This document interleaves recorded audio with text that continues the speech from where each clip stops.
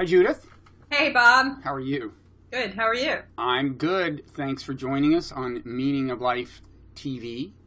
Let me introduce us. I'm Robert Wright, and you are Judith Shulevitz, the author of The Sabbath World, Glimpses of a Different Order of Time, I believe. That's correct.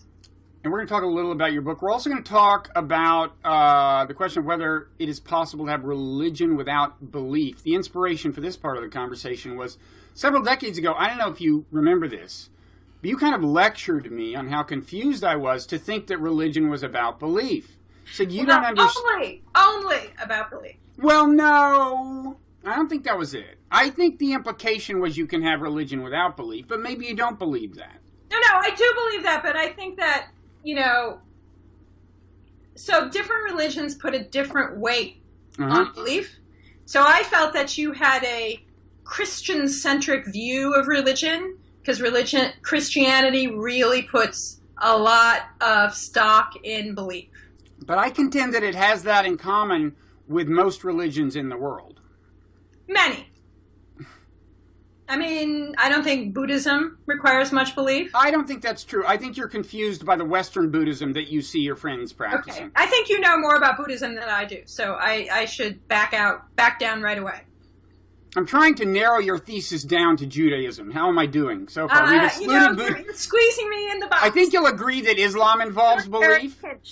Yeah, I think you'll that? agree that Islam involves belief.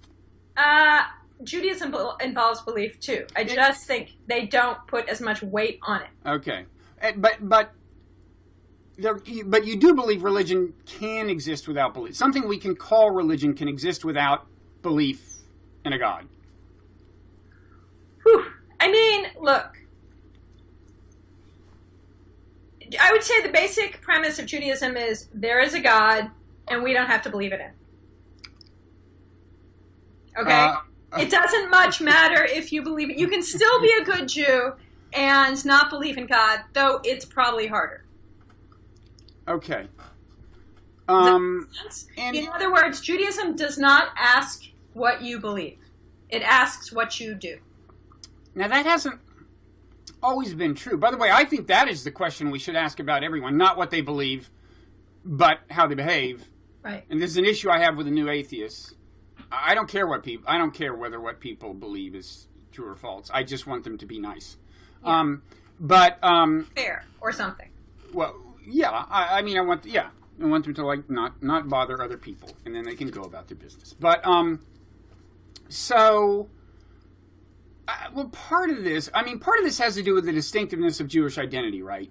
It's an unusual kind of identity in the sense that it's not just religious. I mean, you would call somebody Jewish who doesn't practice at all, right? By virtue of ethnic identity, by virtue of the fact that their mother was Jewish. At the same time, you would call somebody Jewish who converted to Judaism, who doesn't have any ancestry of Jewishness. So it's an extremely unusual kind of designation of identity to begin with. Conflation of three different kinds of identity, right? Ethnic, cultural, and religious. Right, but I guess what we're talking about now are people who do at least practice in some sense religion but don't believe in God, right? Right. Okay. So colloquially in the Jewish world, when you say a good Jew, you don't mean a good person who happens to be a Jew, right? Because that's just a mensch, to use Yiddish or German, but it's Yiddish in that case. But you mean colloquially someone who is observant and really cares about the religious part of it. Okay. So when you say a good Jew, he's a good Jew, she's a good Jew, they probably keep kosher, they are active in their Jewish community, they study Torah, they do the things that a good Jew is supposed to do. So is that what makes it qualify as religion even in the absence of theistic belief? So Judaism, there's a famous rabbinic unpacking of a famous line in the Torah, which is something that is said by the people of Israel as they're standing at the foot of Mount Sinai, getting the Torah from Moses, who got it from God, right? And the people, Moses sort of hands down the law, and the people say, Na'aseh v'nishma, which means we do and we hear. And the rabbis like to unpack that and say, why would they say we do before we hear? How can they do before they hear? That makes no sense, right? Mm-hmm. So the answer is, it is in the doing of the right thing that you come to understand the divinity of doing the right thing, or perhaps the divine origin of doing the right thing. So it is in the doing that you understand, A, the reason for the law, and perhaps the divine inspiration of the law. But you're saying that cannot happen, but you're still religious. Because if you did understand the divine inspiration, then you would believe in the divine. Right. And we're talking about being religious without believing in the divine. Well, I guess what I would say is, again, it's a question of where you put the emphasis, right? So in Judaism, I think the belief is, because there's belief somewhere, I think the belief is in the doing is where you find the holiness. Okay? Do you have to believe in God to believe in holiness? I mean, that's a question I ask myself all the time, and that's a question I really ask in the book. That's kind of what the book is about. Because I don't think I believe in God, except I think I believe in God, which is to say, I think I believe what the rabbi said. God is in the goodness of what is done. God is in the finding meaning within the rituals that are commanded and passed on by our ancestors, and God is in being good. If we can be good, perhaps that's where God lives. So when you say that God is in these things, are you saying that that's what God is, or that's all God is, you might say? I mean, it kind of reminds me of pantheism, where they say, well, God is the universe. And I'm like, well, wait, aren't you just taking the universe and calling it God instead of the universe? I mean, is that what you're doing here, is just preserving the word God by defining things we know exist as God? We know doing good exists, and if we call that God, then God exists. Or are you saying something more than that there's this thing called God that has a definition independent of doing good, but infuses the doing of good, or manifests itself in the doing of good? Okay, perhaps when I say that is God, so you are actually a lot better at theological argument than I am, in part because I would say Christianity has a theological tradition and actually Judaism doesn't. We have an argumentative tradition and an exegetical tradition.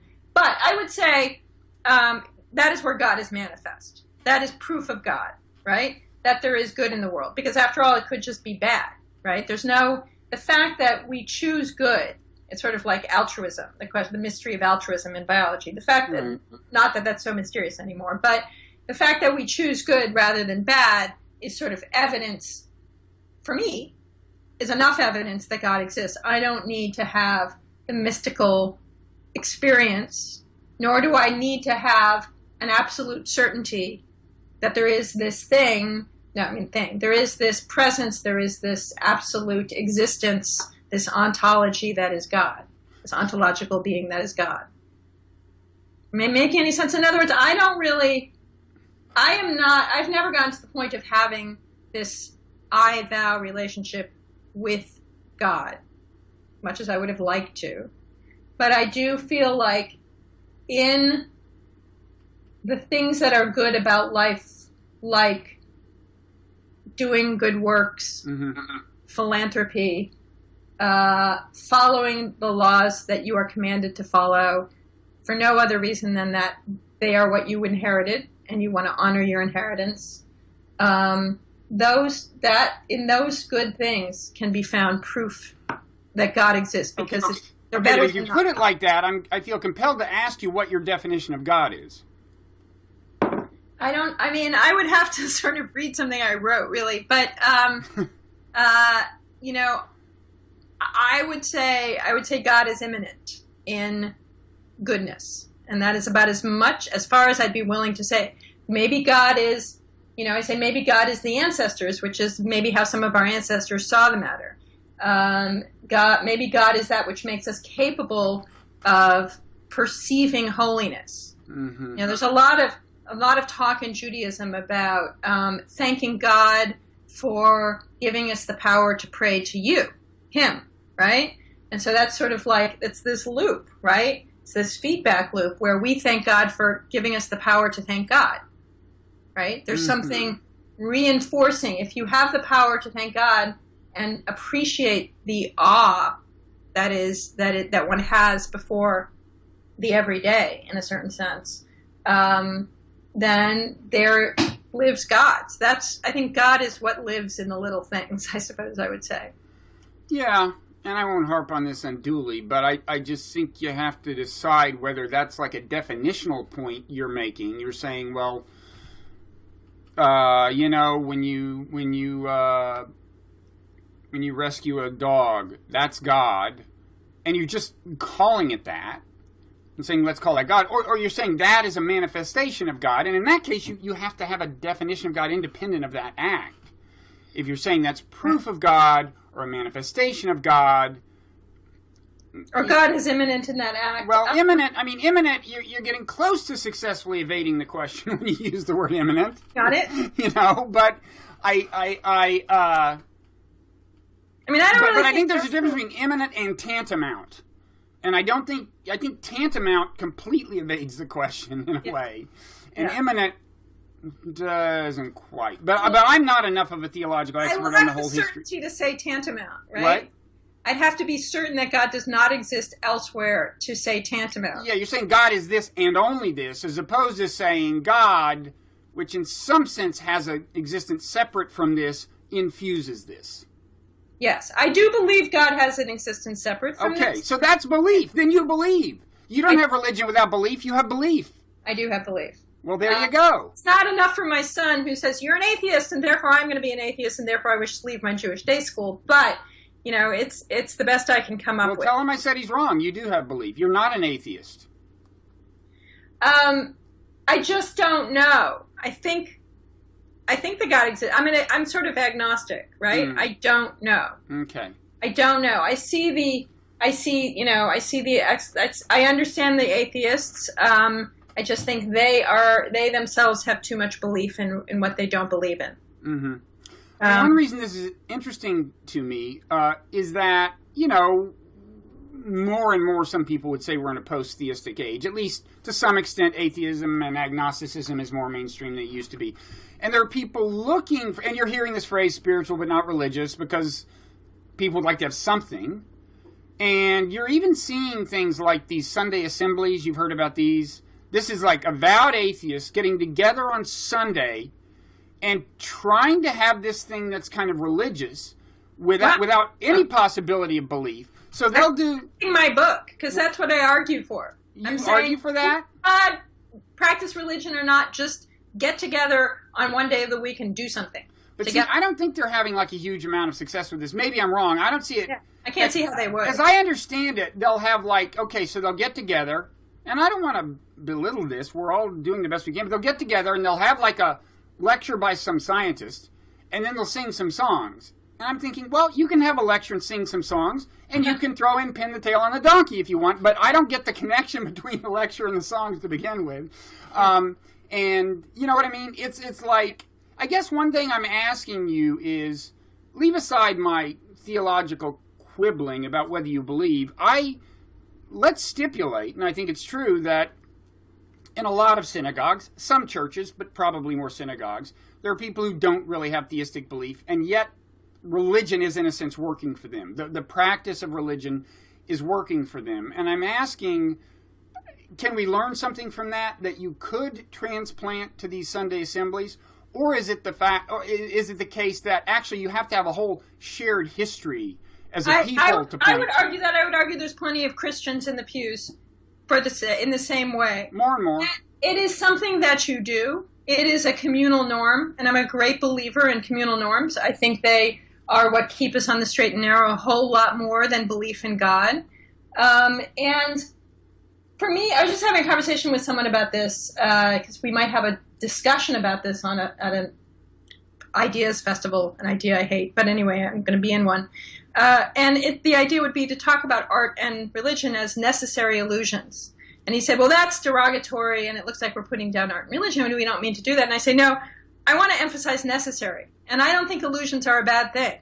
In other words, we can't really know. So I argue in my book that we have to live as if. In the absence of knowing, we must live as if. someone once accused me of being a neo-pragmatist, right? So we must live as if this were true, whether it's true or not, because we can't live without the as if. It's like, I can't live without the as if that is art and literature and fantasy and fairy tales, and I literally can't live without those things. If I had to take but that's a little different. And I don't want to live without the as if of the Torah and of halacha, which is Jewish law. Okay. Even if I don't follow it strictly. Okay. So, as for the pragmatism, this is a reference to kind of the William James. Right. And a crude version of that would be, if believing something leads to good effects, makes you a good person, makes you feel fulfilled, then we can say that in some sense that something is true. That's too crude, I'm sure, but that's the general idea of pragmatism, and you're kind of embracing that. Yeah. I'm saying, but it's not, you make it sound more instrumental. I guess that's why I'm a neo-pragmatist. I'm not purely instrumental about it. I'm saying I literally could not live in any other way. Because it seems too stripped down and reduced. It seems too naked a way to live and unpleasant. If you didn't have, which specific as-ifs are crucial? To think that the Torah is divinely inspired, or what? To take the Torah as true in some way. So my kids came to me years ago and said, is the Torah literally true? They're studying it in school, right? The 5 books of Moses. And I said, yes, and it is up to you to find out how. Did God create the world in 6 days? Science would cast some doubt on that, but it means something. That means something, and it is up to you to find out what it means. It's not just false. And we happen to be a family in which we spent years and years reading every fairy tale that was ever written. Well, I exaggerate, but we love fairy tales in this family. And my daughter did nothing but read fairy tales for years, and now she writes fairy tales, essentially. Really good ones, in my opinion. And I take fairy tales very seriously. And so my daughter said, so is the Torah a fairy tale? And I said, if you agree with me that fairy tales are true at some level, which it is incumbent upon you, not having said incumbent, to figure out, then yes. Because I believe fairy tales are also true. And it's up to you to figure out. In what sense are fairy tales true? They speak about profound human truths. They tell stories that are necessary to hear, that help us live our lives. But see, I'm not sure that's enough for religion to congeal. I think maybe you're underestimating the extent to which your religious experience in synagogue or wherever depends on shared ethnic identity. And this is, I think it doesn't work that way in Christianity, I think. And that's why the Christianity, that's why the liberal churches are in crisis. The theologically liberal churches that are not sticking with literal belief, they're in crisis because the fact is Christianity, what has traditionally congealed it as a community, is actually belief. Is actually belief that Jesus was the Son of God. There was not a shared ethnic identity. You were bringing in new Christians all the time. I know that happens in Judaism, but not nearly to the same extent. Christianity is more of a proselytizing religion. And so I think when you lose that, and the attendance numbers at the mainline churches suggest as much, when you start losing that, whatever was, kind of congealing about the religion starts to lose its force. Does that make sense? I think ethnic identity is ethnic is the wrong term. I would say cultural, but even more textual. In other words, what we share. I didn't mean ethnic and racial, by the way. Sociologists use the term ethnic to mean lots of religious identity, but anyway. No, but you're talking about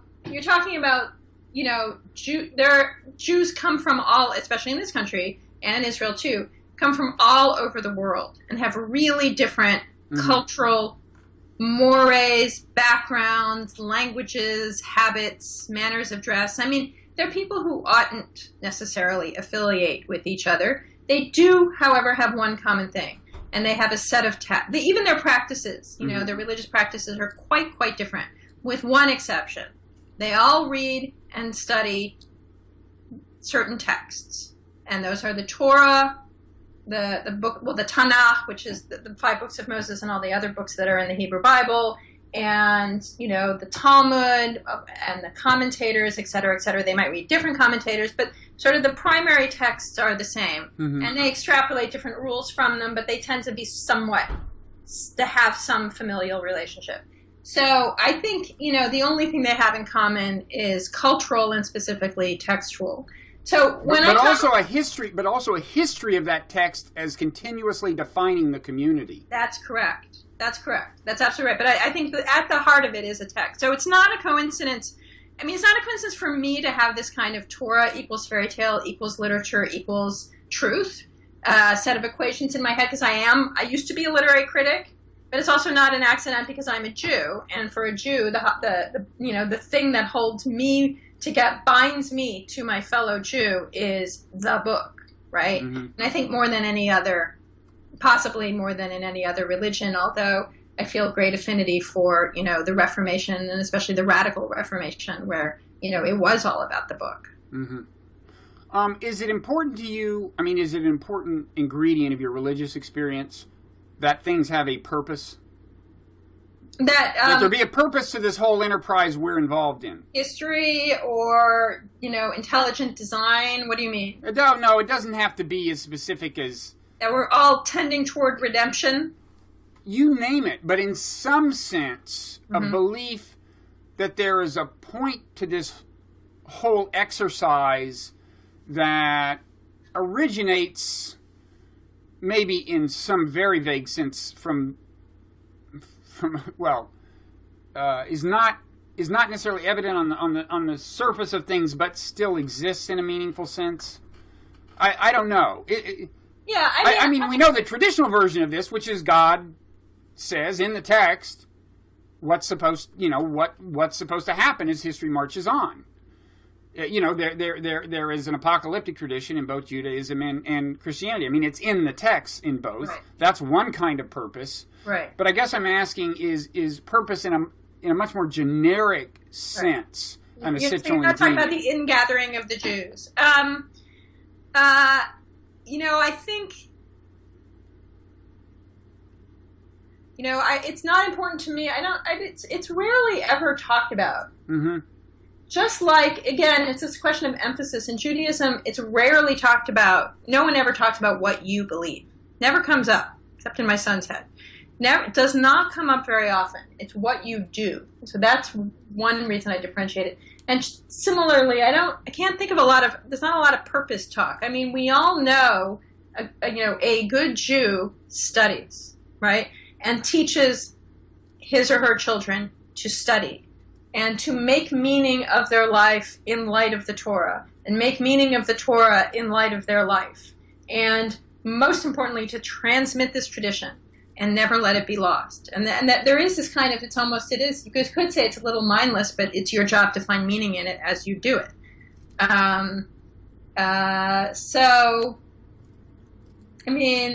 When I was growing up and running as fast away from Judaism as fast as I possibly could, I was running because I felt like the purpose I was being given was just to make sure that Jews survived so as to defeat Hitler. Like, I was living in the immediate post-Holocaust era, mm-hmm. and it's like that was sort of like weirdly the message I was picking up. We have to marry Jews and have Jewish babies and raise them Jewishly, because otherwise Hitler will have won, right? And that was not, a purpose I felt like I wanted to fulfill, right? Mm-hmm. But I guess I suddenly realized in my 30s that masked a much more appealing purpose, which is to make sure that I don't interrupt the chain, and to go back and say, this is what I've been given, right? I was born into this world called the Jewish world.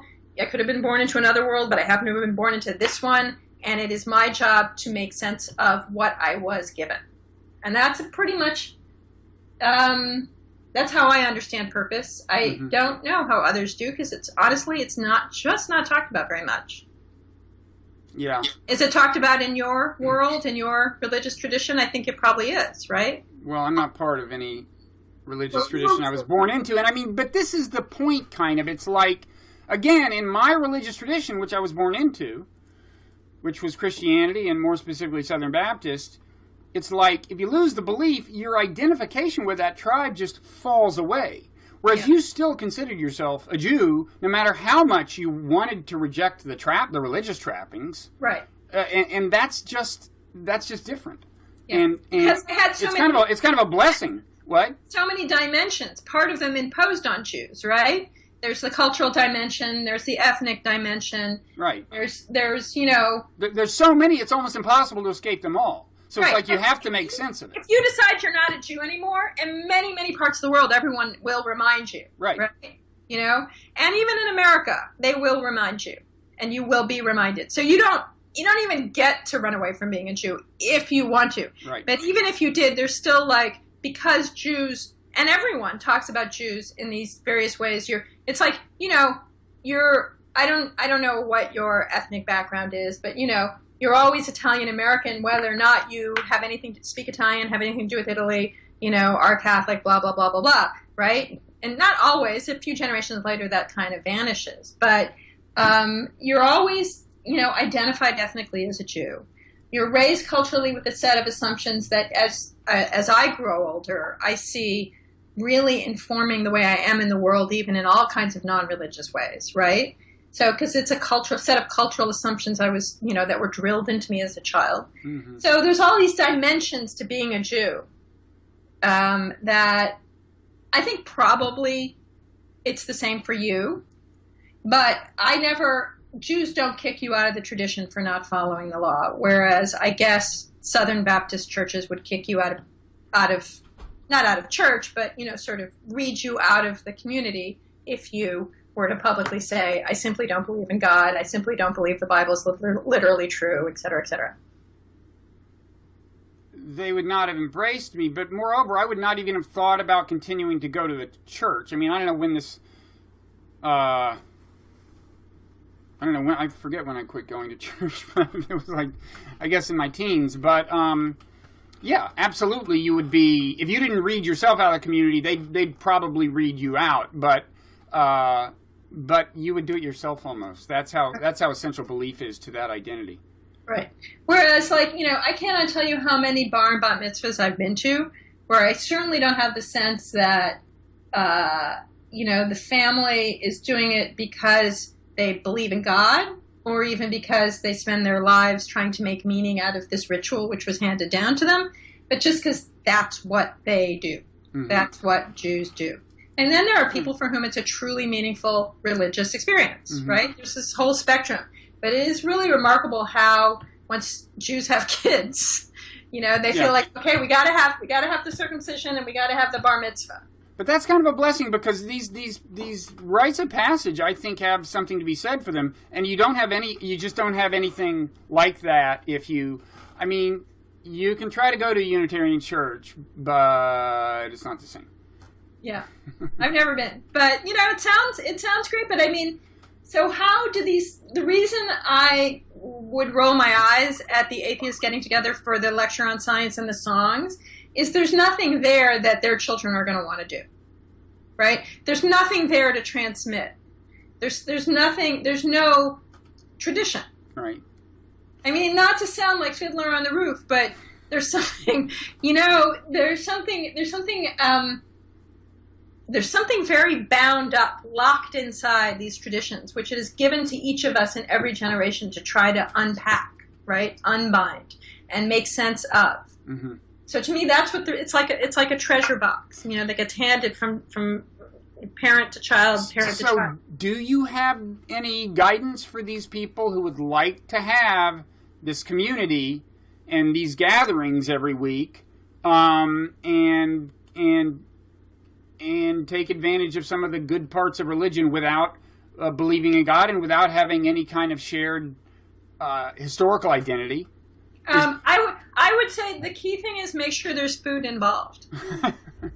I'm not kidding, Ashley. There is a reason why the Jesus communities. Christianity arose in these little groups that met in people's homes and broke bread together. The breaking of bread is a very powerful act. Right. It's not nothing. And it's not for nothing that, one of the most important rituals of the Sabbath are these meals, particularly the Friday night meal. But there's also a Shabbos lunch and a Suda Shlishit, a third meal, which is often a sort of study session. The rituals around food are very powerful, and they create community spirit. So in my book, I talk about the Sabbath as sort of being interpretable, certainly not reducible to, but interpretable as almost like a set of instructions for creating community, right? And it's not just the food; it's also the everyone stopping working at the same time, so that and gathering together, whether it's to pray or to read Torah. Like, I go to synagogue. Do I go to synagogue to pray? I mean, I try to make meaning out of prayer. I'm not very good at it. I love reading the Torah. I love boring down on a small portion of text, listening to what really smart minds have to say about it, and unpacking all kinds of really interesting things. Yeah, I actually love allegorical interpretation. Yeah. I mean, when I was a kid, I loved the book of Revelations, but just because it was allegory. Right. I mean, plus it was probably the closest thing to like a wild video game that they had back in, it was like all this crazy stuff now we're back happening. To fairy tales, Bob. We're back to fairy tales. Yeah. But I mean, so anyway, so there has to be a collective stopping. There has to be food. There has to be a communal gathering. It helps to have an activity, well, and that has to be. It has to sort of really create, what the sociologists call solidarity, right? Right. Unity, solidarity. But again, like what creates solidarity if you don't have the shared history and the shared public perception that you have this identity? Right. Which, as you said, Jews can't really escape. Right. We can't. Yeah. So, but now we're not talking about God anymore. We're talking about history. Right. I know. So, and that's So, what advice do we have for these people who want to have these Sunday assemblies, but don't believe in God, but also don't have a shared historical identity? I mean, when you research your book, Sunday dinner, baby. I say Sunday dinner. I don't know. Dinner alone. Not dinner. Dinner meaning lunch, right? Yeah. I say parties. I say, Well, that gives you community. Yeah. It does give you community. But that just kind of happens if you're lucky. I mean, most people have a community. You'd be surprised how hard it is. Well, it is. No, I know. To do that, So if you actually, had a group of people and you said, the top priority in our lives, like the way the Sabbath is, right? Right. The holiest religion, the holiest holiday in Judaism, right? Except for Yom Kippur, which is defined as the Sabbath of Sabbaths. Top priority all week, getting ready for the Sabbath, making sure you have everything you need so that you can follow all the rules, inviting people over, putting the nicest stuff out, lighting the candles, being bathed and clean, not working, right? Having finished your work if possible, but if not, then you just simply have to stop. You make that, if you say this is our top priority, is getting together every single week, right? And trying to make it as nice an occasion as we can, whether or not that means dressing up or not, whatever nice means to you, then I think you're on the way to something. Did you find in researching your book successful kind of secular examples of Sabbath ritual or anything like regular Sabbath ritual?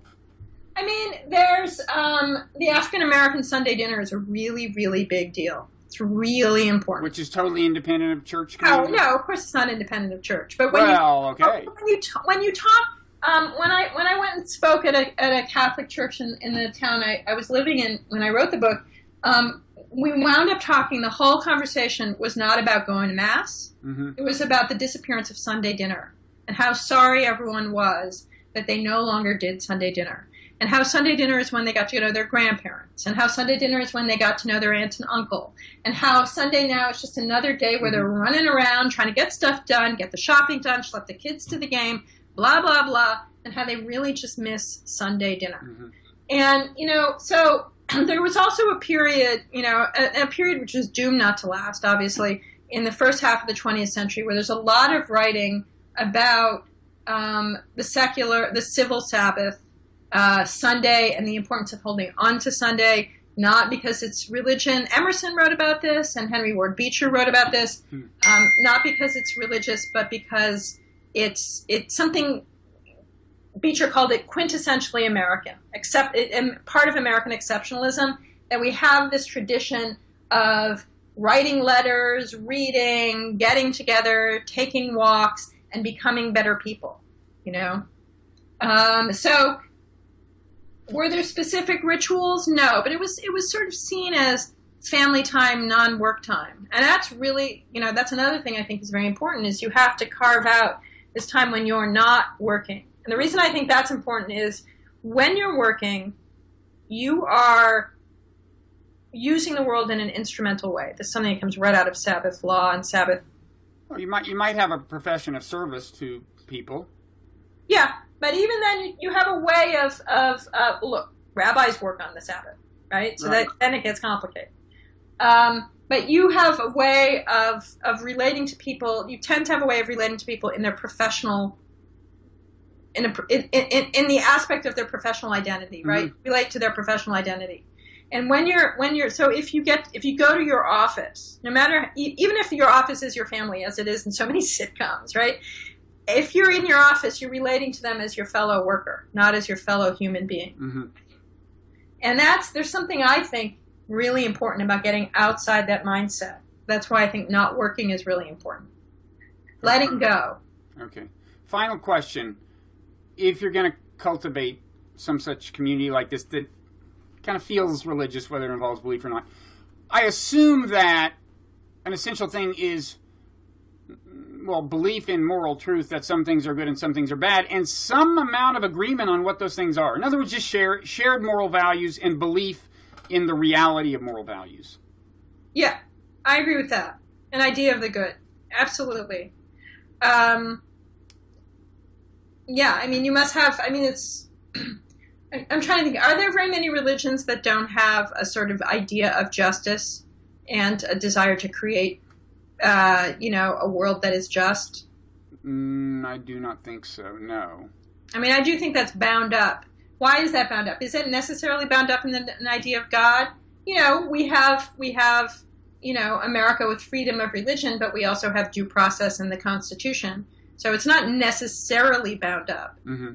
But it does seem that, I mean, remember, of course, that religions are places where up until quite recently, all ideas about the good society were encoded, right? Because we didn't really have, a political domain per se. We didn't have political theory. Mm-hmm. Political theory proceeded through theology, right? Right. Or in Judaism through Talmudic discourse or whatever it was. So that is where we were working at for, hundreds and hundreds and hundreds of years, in millennia even in some cases, our ideas of what the good society is. Now we say, okay, we'll talk about that in the Department of Political Science or Theory, right? But then that's where you talked about it. You talked about it in a clerical context. Okay. So I don't think I can think of very many religions that don't have the idea of the good all bound up in them. Does it have to be bound up with an idea of God? No, I just think religions are these bulky things where up until quite recently they just encompassed everything. Okay. They were societies. They were cultures. All right. Well, thank you for shedding light on this challenge of how to be spiritual, if not religious, or something. Well, I hate the word spirituality, but how to create traditions that you create meaning in your life and that you can hand on to your children is how I would put it. Because I don't know what spirituality means, actually. Do you? No, but you don't know what God means either, but you use that word. That's true. I do. Not very often. No. Okay. But more often than spiritual. Okay. Well, maybe we'll continue this at some point. In the meanwhile, people should read your book, The Sabbath World, Glimpses of a Different Order of Time. Yes. Great. I hope they do. Thank you again. Always fun. Thank you, Bob. Okay. Take care. Bye. Bye-bye.